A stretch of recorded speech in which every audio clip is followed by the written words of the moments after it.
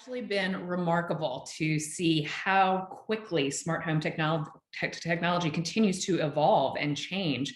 I've been in the space for just about a decade at this point, and when I started, it was really just focused around security, and primarily even perimeter security. Sort of very traditional model.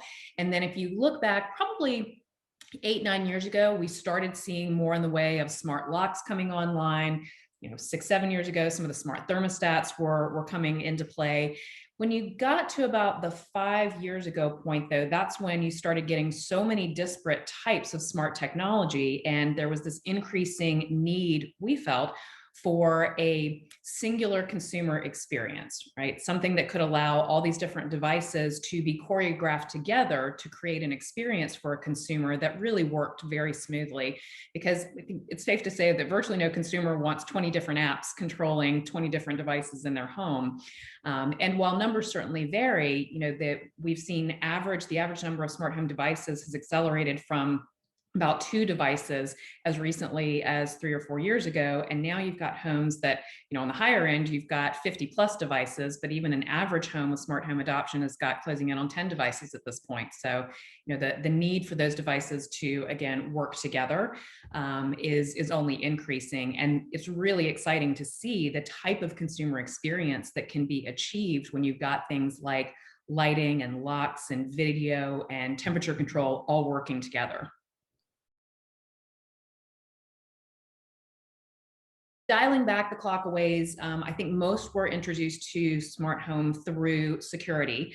But then when you look at the advent of the first smart thermostats, there were a whole, truly hundreds of thousands of consumers in North America who were introduced to smart technology via lighting has not necessarily, we haven't seen that be the primary entry point for folks, but that thermostat was huge. And then more recently, certainly the doorbell camera. Consumers, if they were talking about video, they were thinking about outdoor video cameras to protect the perimeter of the home. And then, as I mentioned, the doorbell camera.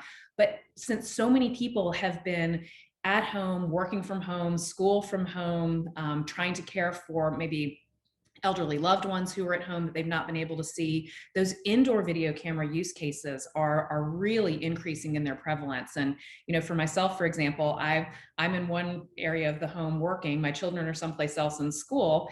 It's been very valuable for me to be able to just grab my phone really quickly and take a look at the camera feed to make sure that, yep, they're at their desks, they're in class, they're doing what they're supposed to be doing. The video cabinet is closed, the video console cabinet is closed. And we're really seeing increased adoption of indoor video through that.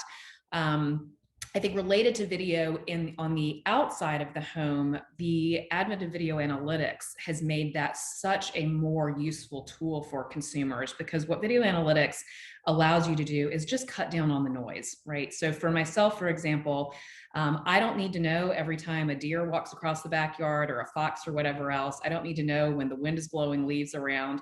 But I absolutely want to know if a person walks into my backyard, and those are the types of clips that I get that are important.